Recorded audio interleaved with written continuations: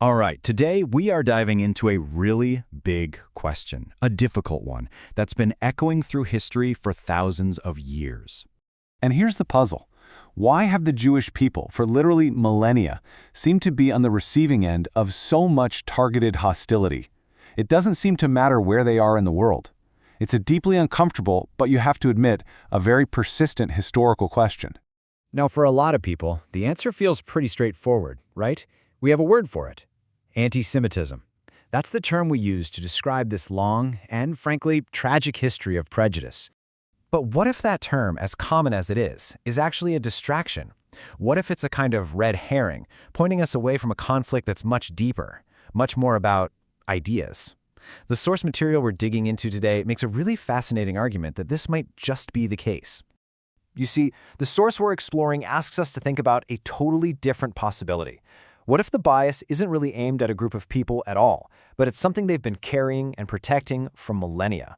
And this, right here, is the core idea.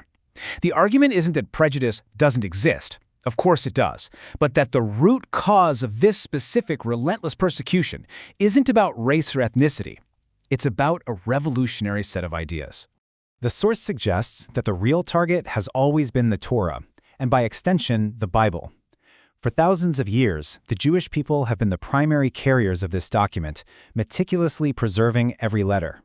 And in doing that, they've become completely linked to its powerful and, to some, its dangerous ideas.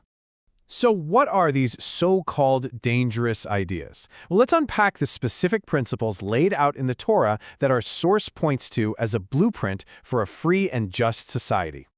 Okay, first up, the idea of one standard of law for everybody. I mean, think about that.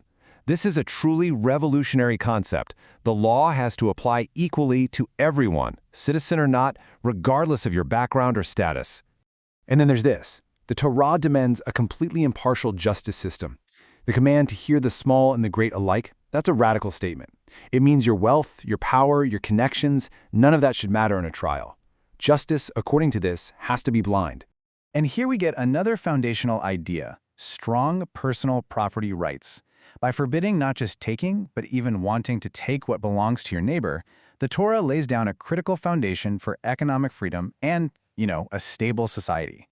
So let's just pull this all together. You've got impartial justice, equal laws for everyone, property rights, special protections for the most vulnerable people in society, and even explicit limits on the power of the government. You combine all that, and what you end up with is a truly revolutionary blueprint for how to build a society. And what's just wild is the timing of all this. These principles were written down over 2,500 years ago, but societies that have actually tried to build themselves on this foundation, they've only really popped up in the last 250 years or so, mostly as modern liberal democracies. So here's the crux of the argument. If these ideas are a blueprint for liberty, then that means, by definition, they are a direct threat to any system that runs on control, on hierarchy, and on absolute power. And this slide just lays out the fundamental conflict perfectly. On one side, you have equality before the law. On the other, hierarchy and caste systems. You have the rule of law versus just the arbitrary whims of a ruler. Consent versus coercion. I mean, these are two worldviews that just cannot peacefully coexist. Okay, so if this theory is right, then we should be able to see a pattern, right? A history of regimes that feel threatened by these ideas actively trying to suppress the book that contains them. So let's look at the evidence. And this is a really important point. This isn't just about the Torah by itself. Since the Torah makes up the first 5 books of the Christian Bible, anyone carrying that book, Christians, they can also become a target for carrying these same subversive ideas. And yeah, the historical pattern is incredibly consistent. Just look at the data.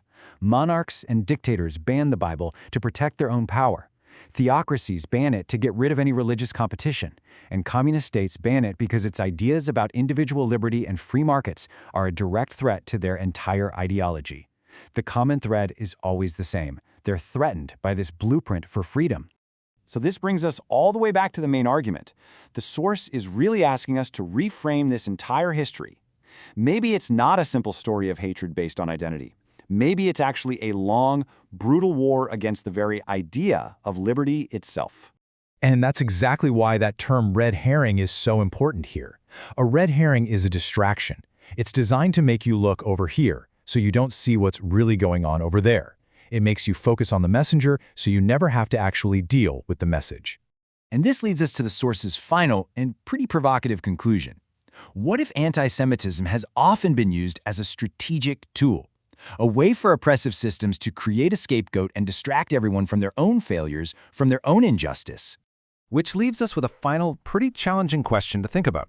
If we start to look at history through this lens, as a war on a set of ideas about human freedom, how does that change our understanding of conflicts, both past and present? It is a very powerful way to reframe things, and definitely something to chew on.